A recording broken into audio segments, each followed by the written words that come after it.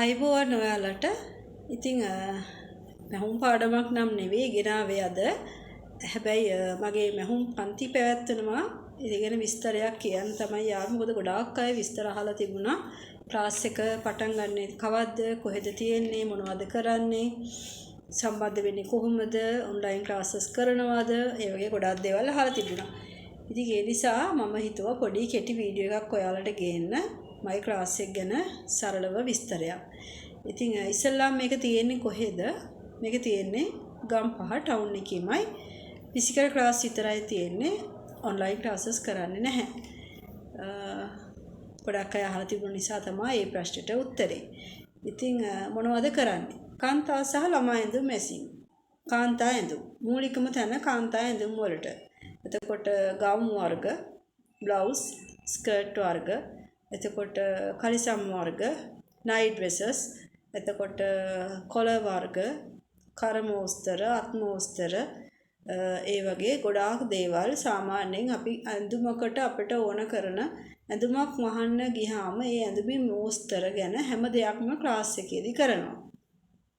ඒ කියන්නේ ඔයාලා පාඨමාලාව ඉවර වෙනකොට ඔයගොල්ලන්ට සම්පූර්ණයෙන්ම මේ පාඨමාලාවේ තුලදී කවර් වෙන දේවල් වලින් ඔයගොල්ලන්ගේම දෙයක් කරන්න. කෙනෙක් ඇඳුමක් දැක්කහම කෙනෙක් ඔයාලට කස්ටමර් කෙනෙක් ඇඳුමක් අරන් ආපුවාම ඒ ඇඳුම කපලා මහලා දෙන්න පුළුවන් තැනට මම ඔයාලව පුරුදු කරනවා. එතකොට මෝස්තරයක් දැක්කහම මේ මෝස්තරය අඳුරගන්නේ කොහොමද? ඒ වගේ අපි ඔන්ලයින් මෙෂර්මන්ට් එකක් කෙනකින් අරන් කොහොමද ඔන්ලයින් බිස්නස් එකක් කරන්නේ? සාමාන්‍යයෙන් කස්ටමයිස් ඕඩර්ස් කරන ගොඩක් අය කැමති දැන්.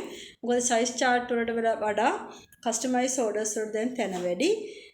ඉතින් ඒ වගේ දෙයක් වුණත් ඔයාලා කරන්නේ කොහොමද?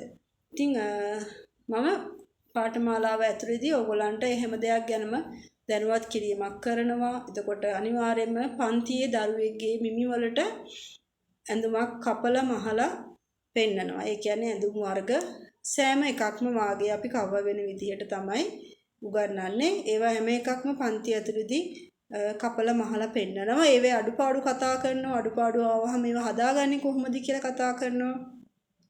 ඔයාලට කියලා දෙනවා. ඒවා දැක්කහම අඳුරගන්නේ කොහොමද කියලා දෙනවා. එතකොට මේක ප්‍රායෝගිකව කරන එකක් නිසා ඕගොල්ලන්ට ඕනම දෙයක් මගෙන් අහලා දැනගන්න පුළුවන්. ක්ලාස් එක ඉවරුණා කියලා පාඨමාලාව අවසන් වුණත් ඕගොල්ලන්ට මගෙන් සම්පූර්ණ සහයෝගය තියෙනවා ළමයි. ඉතින් ඕගොල්ලන්ට පුළුවන් පාඨමාලාවට කැමති නම් සම්බන්ධ වෙන්න. ඉතින් මේක මම පාඨමාලාව හදලා තියෙන්නේ මාස 10කට. එතකොට ඕගොල්ලන්ට මේ මාස 10 ඇතුලේ අවුරුද්දකට කාල සීමාවක් විතර වෙනවා. මොකද භාගයට උගන්වන්න බෑ ළමයි. සම්පූර්ණයෙන්ම ඕගොල්ලන්ට කියලා දෙන්න ඕන දේවල් ටිකක් තියෙනවා. මේ හැම දෙයක්ම මම ක්ලාස් එකේදී කරනවා. ඒ හින්දා අවුරුදු මාස 10 කෝස් එක අවුරුද්දක් පුරාවටම යන්න පුළුවන්. හැබැයි මම මාස 10 ෆී එක විතරයි ඔයාලගෙන් ගන්න. සහතිකයක් දෙනවද කියලා අහලා තිබුණා. සහතිකයක් දෙනවා. ඩිප්ලෝමා එකක් දෙනවා ළමයි. ඒ වගේම ඕගොල්ලන්ට NVQ කරනවා නම් ඒකට අවශ්‍ය කරන සෑම දෙයක් ගැනම මම පන්ති ඇතුළේදී කතා කරනවා. හරි. ඉතින් පටන් ගන්න දවස ගැන අහලා තිබුණා. මම පටන් ගන්න දවසක් දාලා කලින් පෝස්ට් එකකුත් දාලා තිබුණා. නමුත් දැනට ඒ ක්ලාස් යනවා. ඒ ක්ලාස් වලට ඕගොල්ලන්ට අතරමැදින් සම්බන්ධ වෙන්න පුළුවන්. එහෙම අතරමැදින් සම්බන්ධ වුණා කියලා ඕගොල්ලන්ට මේකේ දැනුමේ අඩුවක් වෙන්නේ නැහැ. මොකද මෙෂර්මන්ට් ගන්න තැන ඉඳන්ම මම හැම කෙනෙකුටම නැවත මූලාරම්භය මුල සිටම හැමදේම කියලා දෙනවා. එතකොට ඔයාලා අද එතුව තව මාසකින් ආවත් කරන පාඩමින් ඕගොල්ලන්ට ක්ලාස් එක කරගෙන යන්න පුළුවන්. ඔයගන් බේසික් දැනුම, ඒ කියන්නේ මූලික දැනුම හැම දෙයක්ම මම ඔයගොල්ලන්ට වෙනම කියලා දෙනවා. ඒක ඒ විදිහටයි යන්නේ. ඉතින් ඒ ගැන බය වෙන්න එපා. ඉතින් ක්ලාස් එක පැවැත්වෙන දවස් ගැන අහලා තිබුණා. ක්ලාස් එක දැනට කරන්නේ සිකුරාදා සහ ඉරිදා විතරයි. එතකොට ඔයාලා දවස් දෙකේම එන්න අවශ්‍ය නැහැ. පුළුවන් ඉරිදා සම්බන්ධ වෙන්න. සතිය දවස් වලට එන්න පුළුවන් අයට සිකුරාදා ක්ලාස් එකට සම්බන්ධ වෙන්න පුළුවන්. ඉතින් උදේ 10ට තමයි ක්ලාස් එක පටන් ගන්න දාලා තියෙන්නේ. දැන් ක්ලාස් එක කරගෙන යන මේ වෙලාවට සාමාන්‍යයෙන් පැය 2කමාරක් 3ක් විතර ක්ලාස් එක පැවැත්වෙනවා.